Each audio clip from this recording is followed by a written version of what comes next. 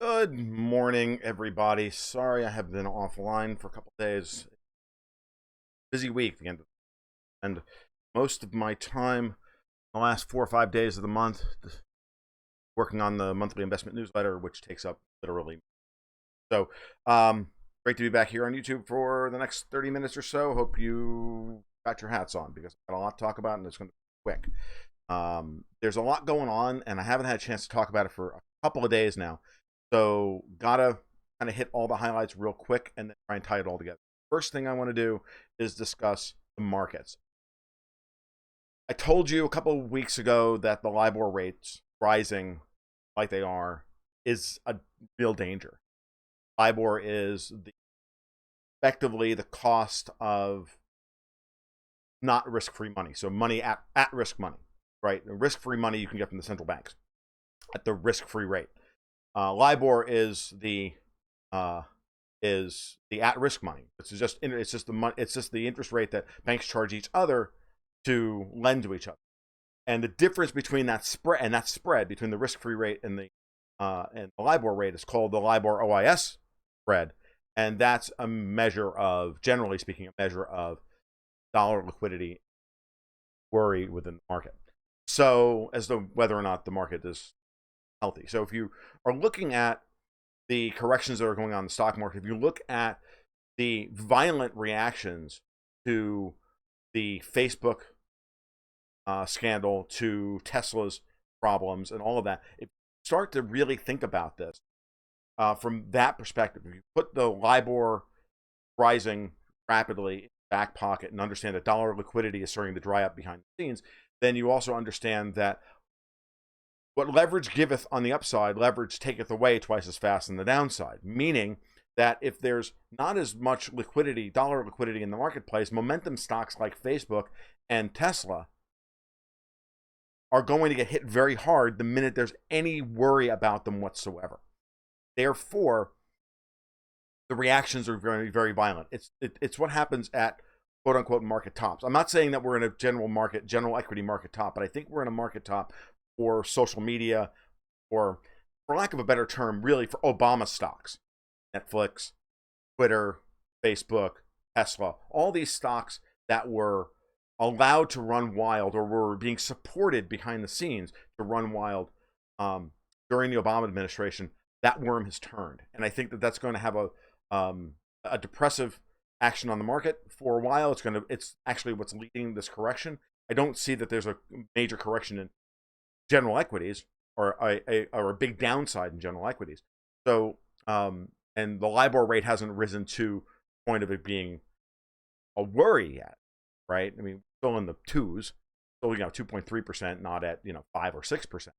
And if LIBOR was at 6%, I'd be giving you a much different tune. Now, at the same time, the possibility of LIBOR going from this area to and doubling from here is very high, because once the market starts seize up, once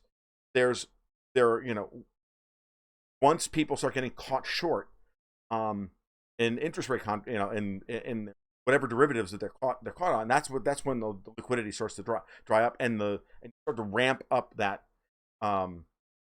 curve very quickly. It starts to become a self-feeding thing. It starts with one or two banks needing a lot of some big loans. Then it becomes 4 or 5. Then it becomes 10 or 20. Then it becomes 40. Then it becomes 80. Then it becomes 150. And it's an exponential growth curve in the problem. That's how these things get out of control. For right now, the markets still feel that the central banks have everything under control, which is why gold can't break above 1360. It's why the cryptocurrencies are getting crushed at every turn. But again, same thing. What leverage giveth on the upside, leverage taketh away twice as fast on the downside. And so, with governments coming in and putting strictures on the markets, with the worries over Tether and all the stuff I haven't really talked about in the last couple of weeks. I told you it was a bear market 2 months ago, and there's really nothing else to say. Don't trade a bear market. Everybody, all you'll do is lose money trying to trade the downside, because there's no effective way to short Bitcoin downside, except for the futures market, which we now have, and we're seeing the reverse of what happened last year. Okay, so it's all healthy. This kind of thing in the cryptocurrencies is healthy. It's necessary. You have to weed out the non-hackers. You have to weed out projects that are scams. You have to just take a slightly longer perspective on things. Realize that you'll have plenty of profit, so don't worry about it. Okay, so now as that is a background, now let's talk about why Theresa May, like I told you the other day, why is Theresa May going after the Russians like they are? I said this the other day, last week when I brought this up. They're going after the Russians' ability to do business in the European Union. They've destroyed ABLV, the Latvian bank where a lot of Russian businessmen moved their money after the Cyprus bailout of 2013, when they nationalized Lakey Bank and bailed in all the depositors. A lot of those people were Russians. I remember emailing Jim Sinclair, the gold guru, years ago. I said, look, did Germany just declare war on Russia? Because that's what it looks like to me. And he didn't agree with me, but he was wrong. They did, with the U.S. as the proxy. Okay? So that's what's going on here. And in the midst of dollar liquidity, like a tight dollar liquidity market, getting the Russians to sell all their euro and dollar denominated assets that are being currently held in London, or threatening them with that, means that you're just pulling even more capital out of the European markets, meaning you're making it an even more tenuous investment environment in Europe. I mean, the City of London is all the Brits have left. You take the City of London away, their ability to clear their financial infrastructure in London is still tremendous. And without that, the UK is it's not a third world economy, but it's not a major economy.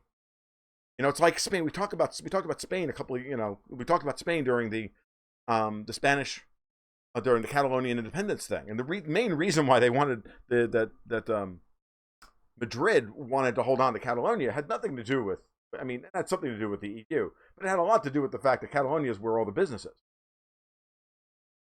And outside of Catalonia, well, Spain's an agrarian economy. Most of the value add in Spain's economy comes from Catalonia. So you can't, if you've got a government that's in debt to the EU at a structural level, and the EU and the IMF and everybody else is saying you can't let them leave because they're the only way you're going to be able to generate the tax revenue necessary to pay back the loans and the balance, keep your budget balanced, keep your banking system from collapsing, you have to roll in the tanks, babe. Exactly what they did. So in some ways, this is what's going on here in Europe. The UK is doing, Theresa May is doing the EU's bidding here, okay, by using the City of London as a weapon against the Russians. And I mean the EU, what I mean is the EU leadership, right? The EU firsters, the Merkels, the Martin Schulzes, the Donald Tusks, the Junckers, the technocrats who work for Goldman Sachs and all the freaking big banks. That's what's going on here. Those guys want the Russians punished because those guys don't want to see the Nord Stream pipeline built. That's what this is about. With the Nord Stream pipeline now under construction, contractors have to be paid. Okay. Gazprom and the subsidiaries, Gazprom now being the one who pays the bills, because there is no partnership with Wintershall and OMV and Royal Dutch Shell and Engie and the rest of them. They're just financiers now, because Poland blocked the joint venture between them. Now I'm just thinking about this off the top of my head. Guys, literally, I'm just putting this together now. It makes sense now that with Gazprom being the only one who actually can pay the bills for the contractors, or the Nord Stream 2's Gazprom subsidiary, removing them from the financial markets, if that's the plan, then effectively halts construction of the Nord Stream pipeline, because they can't pay anybody. Now what? And so with Germany issuing the permits the other day and effectively ending the last political hurdle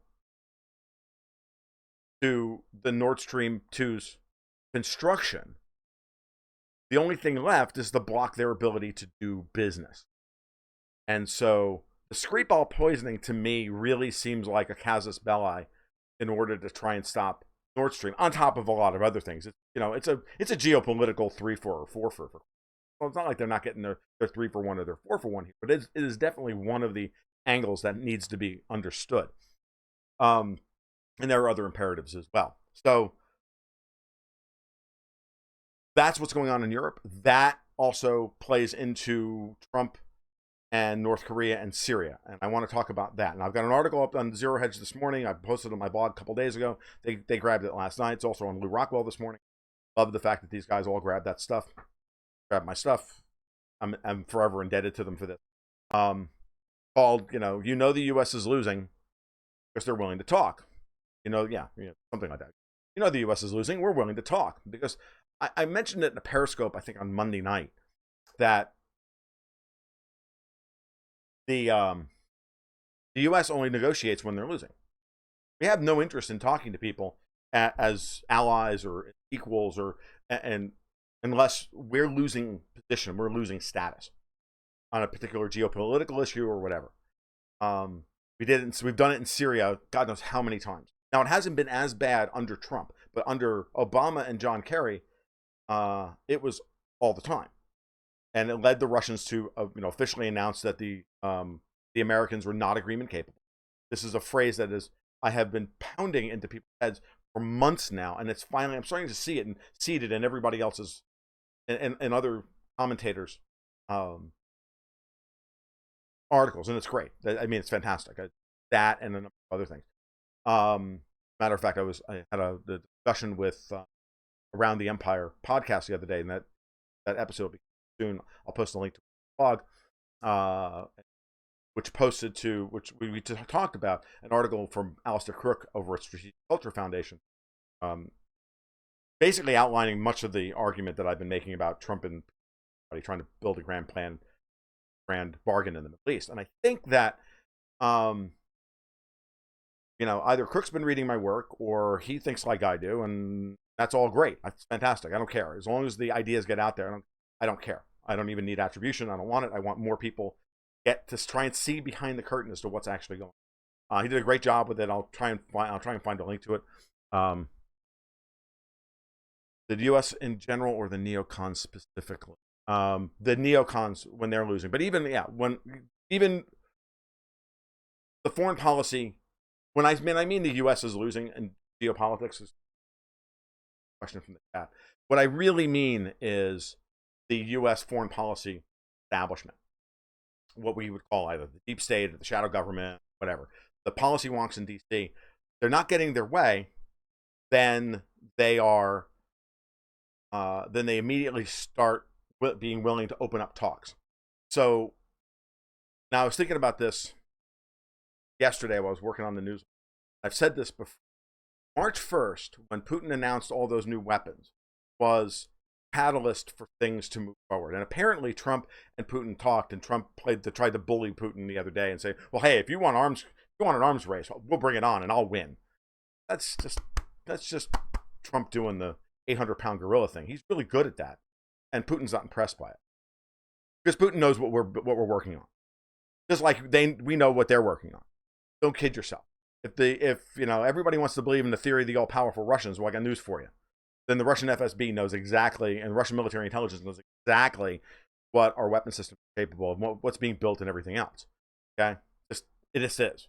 In the same way that I would expect ours to be at least marginally competent to the point where they know what the Russians are working on. Because, only the fate of the world is at stake here. So, somebody has to be a professional here. Even if 90% of the rest of the bureaucracy is politically and ideologically driven morons. But forget that. At least 5 or 10% of them are actually doing the job. So I expect that. And I'm sure Trump knows this, and Putin knows this, and everybody's really just playing the game. Said before, and I'll say it again. Cannot bluff Putin. Cannot play the crazy Ivan game with Putin and expect to win. Because he knows where that leads. And he knows what happens if you cut a deal with the Americans based on a bluff. We're losing. We cut a deal. We get a reprieve, and then we attack. What we've done in Ukraine multiple times, which is what we've done in Syria multiple times. We've done it with the ABM treaty. The abrogation of the ABM treaty was one of these moments. We had an agreement. And then when we felt like we had a clear upper hand, we just we don't like that agreement anymore, and we're tearing it up. Trump doesn't like the Iran nuclear agreement for a variety of reasons, some of which are valid. We'll just tear it up, which is why no one is actually going to enter into any kind of agreement with us that does not first start with, okay, we'll, for example, North Korea, we'll agree to give up our nukes. Great, but you first have to demilitarize the DMZ. You have to move your troops off the Korean peninsula first, because until you actually do something tangible, I'm not agreeing to anything, because you are the ones who cannot hold to your agreements.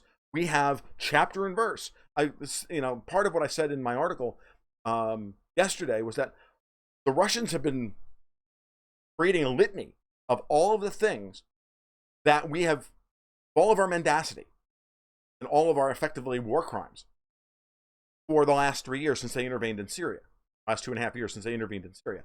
And so, start to really put that together. All of those instances are going to be used against Trump in negotiations. And so he's going to have to bring that to the table. He's going to have to acknowledge that, exceed it, concede those points, and give something in return. He knows he's going to have to do that. The neocons are scared to death because when he does that, it means that what it really means is that they know he has a terrible hand. So he's going into negotiations with one hand tied behind his back, or he's going into negotiations on a flush draw, knowing full well that Putin's sitting on a set of aces. And Putin's looked at the deck and knows that there's not another heart coming. Okay? So, I mean, I don't know. I think that's probably the best metaphor I can give you. So, Trump is showing like he's got a set of kings or, full house, and he doesn't. It's not a flush draw. While Putin's sitting on the set of aces. So, you know what I mean? And that's what's happening here. And I think that when we get into the negotiations between Kim and Trump, and I think it's just very interesting and telling that we have this push in Europe over Nordstream, in Ukraine with more weapons, with Turkey coming out today and saying we're not going to oust any diplomats. We're not doing it. No, because Turkey is not part of NATO anymore. Let's not kid ourselves. Turkey has no interest in being our ally anymore. Turkey is going to move towards Manbij and start wiping out the Kurds, moving towards the Euphrates River. That's what's happening. Okay? And so Trump has to cut a deal with North Korea. He has to cut a deal to denuclearize North Korea. And he made it abundantly clear that that's his plan yesterday by stating again at a rally that we're going to be leaving Syria real soon now, that the job is nearly done. Well, that's nice. Mattis is out there building 10 freaking bases across eastern Syria. Now, so which is it, Don? Are you actually going to pull all these troops back? Are you going to bring them home? Or are you going to bring only the official ones home and leave the other 10,000 that are there on unofficial assignment? Because the number of our troops in Syria is insane compared to what we admit to. So we're just going to pull the ones we admit to home? Or we're going to move them over to Afghanistan? What are we doing? So it's always a good question, right? All right, so, but I love the fact that Trump is saying this. I love the fact that he's saying this and that he's going to try and trade it. And I think he's going to try and trade a foreign policy win. Halsey and I were talking about this the other night on his live stream. And that's what he thinks is happening. Trump is willing to trade the omnibus spending bill to keep the military funded through September in order to get the foreign policy wins that he needs in order to then roll the Democrats come September, and has to put up with the hit in the short term with the base. But, while the Democrats and CNN are screaming about gun control and Stormy Daniels, he's out there denuclearizing the Korean War and the Korean Peninsula and ending the Korean War. It's gonna be hard. That's going to be a hard argument for them to make, that he's not presidential, that he's not doing his job. And he's still going to be able to say, look, tax cuts have been through. We got tax cuts through. We got rid of Obamacare. We got rid of the worst parts of Obamacare. We're working on health care. We've got all these other things done. The wall is just next. But he's only got the last half of his administration to get that done. I think that he might be able to pull that off come September, but he's going to have to navigate over the course of the next 4 or 5 months. He's going to have to navigate this minefield that's being laid for him by the neocon / deep state / whatever you want to call them, that is trying to push him and Putin into war. Remember, on the two most important issues of 2018, Korean denuclearization and strategic arms control, Trump is willing to talk. We're only willing to talk about strategic arms control if we're losing. There's no other reason for us to come to the table. I mean, first rule of politics, you never attack down. You never legitimize someone who is beneath you in the power struggle. Just don't. So this is where we are. It's going to be very interesting to see how it all plays out. The financial markets are beginning to realize that. I think this correction in the stock market might last long, and it might last until the talks between Trump and Putin. Kim and Putin. Sorry, again, Kim and Trump. God, my brain is working overtime here. No, really, guys, I don't do cocaine. This is just the speed at which my brain normally kind of crazy. So, yeah. So let's watch to see how this happens, because part of me wants to believe at this point that some of this market correction has to do with a real worry over, for lack of a better term. We're already at war with Russia. Let's not kid ourselves. World War III started 3 years ago. It's just mostly a hybrid and proxy war. So, never argue with teenagers. No, that's a really good point. And the last thing, and is 13 brings up, I think that's decent. That Laura Angra Ham really stepped in it by going after David Hogg, and then she made the counter. Then she doubled down on her mistake by apologizing. You don't apologize. That kid's not listening. That kid doesn't matter. Straight from central casting, and nobody should give him the time of day. My wife and I were talking about this yesterday, and she said, okay, so, even if you take him at face value, which I do, but even if you do take him at face value, that he's just traumatized and he's angry and he's all these things, because it was a segment on Tucker Carlson. Carlson brought this up, and he said, why are we listening to it? They're not fully formed. They don't have life experience. They don't understand the context of tragedy. They've met malevolence in Jordan Peterson's, and they're rightly afraid of it. Great. Now it's time for you to shut up and for the adults to craft policy, because that's what adults do. You are not a leader. You are 17 years old. You're not really 25 and a crisis actor from California. Okay? You are 17 years old, and it's our job to figure out how to deal with this problem, and we will. And for him to come out and start screaming at the adults that the children need to take over the democracy because our parents don't know how to run it. I saw that quote. I'm like, oh my God, you little totalitarian fuck nugget. And CNN's giving this kid a platform. And Laura Angra Ham apologized to this kid? Are you kidding me? I know she's new to the whole national spotlight thing, but honey, the first thing you don't do when you get into that position is apologize. Because once you do that, you're done. You can go back to talk radio now, because your career in television is over. Now, did Fox News tell her to do that? Did they order her to do that? I wouldn't doubt it. Wouldn't ask them. So, but regardless, you just don't do it. And my advice to everybody who still, has a platform on Twitter that's not completely shut down by the Saudis, don't engage. Don't even retweet anything about this kid. Don't retweet him. Don't engage with any of the negative memes about him. Nothing. Ignore him. The best thing you can do is to deplatform him by ignoring him. Okay? Because the more you do so, the more they know that they have him under your skin, and they can continue to use him as a distractionary wedge. Don't do that. You ignore it and you move forward. Exactly. Talk all you want, kid. All you're doing is proving our points for us. Talk all you want. We'll make better arguments. Just that simple.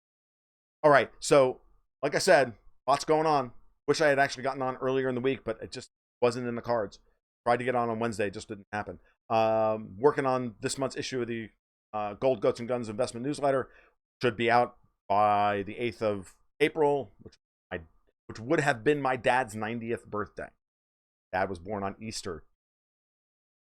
Wow, he would have been 90 years old. Fortunately, he died at 60. Huh. All right. You can find my work. If you like what you heard this morning, please give a like, give a subscribe. Channel, really appreciating. We're almost up to 200 people, which is cool. You can follow my work over at goldgunsandguns.com. And if you really like, what you hear here, support my ability to continue to synthesize the headlines into narrative by visiting my Patreon page and throwing some money out there. We have either the $1 tip jar, the $4 tier will get you the private blog and the private Slack channel where you can be for the Gold Ghost community. Or for $12 a month, you can get any and all of those are greatly appreciated. You guys have a great afternoon. Take care. We'll be on Periscope tonight at 9 o'clock. Periscope.tv/Tom Luong. Take care. Have a great afternoon and keep your stick on the ice.